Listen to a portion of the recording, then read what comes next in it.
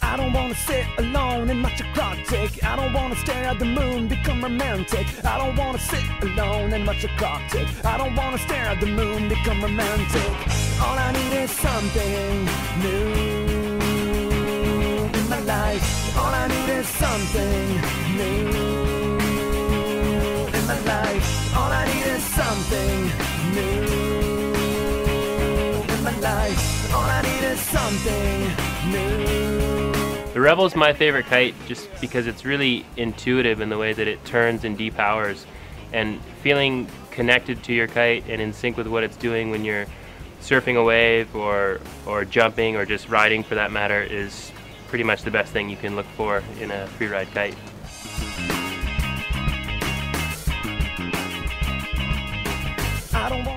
We knew we wanted to make the Rebel really smooth so that it doesn't luff and doesn't flutter very much.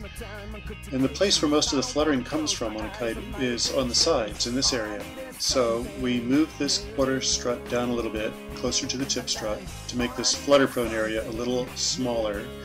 And we flattened out the canopy in the area with some fairly subtle seam shaping that makes this area a lot less fluttery and less prone to luffing, which as a result makes the kite turn more smoothly, handle gusts more smoothly, and makes the bar feel steadier so that it's not shaking every time you sheet out. I guess I could make a car analogy here. You know the road is rough and wind noise is loud, but you don't really feel it inside an expensive, well-built car. And the same thing with kites. If the kite's really well designed and built, you don't feel the impact of changes in the wind and you don't feel the fluttering and luffing so much.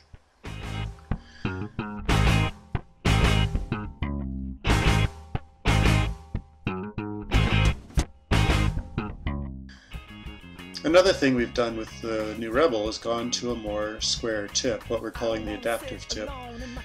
And this includes an adjustable backline bridle.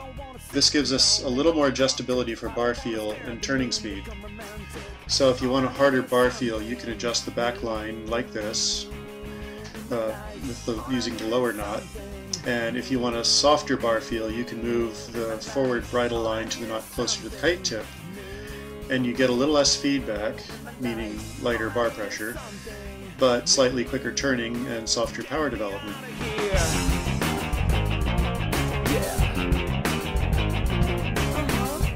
I think pro riders in general usually like the harder sheeting force setting just because it allows you to feel more connected to the kite, whereas free riders usually enjoy the softer sheeting force setting just because it's a bit more comfortable. I don't want to waste my time on contradictions. I don't want to close my eyes. The fifth element system is the safest system in kite surfing. It allows me to launch in some super sketchy places where I would never launch with 4 lines. In my life, all I need is something new. In my life, all I need is something new. In my life, all I need is something new. Me out of here. Yeah.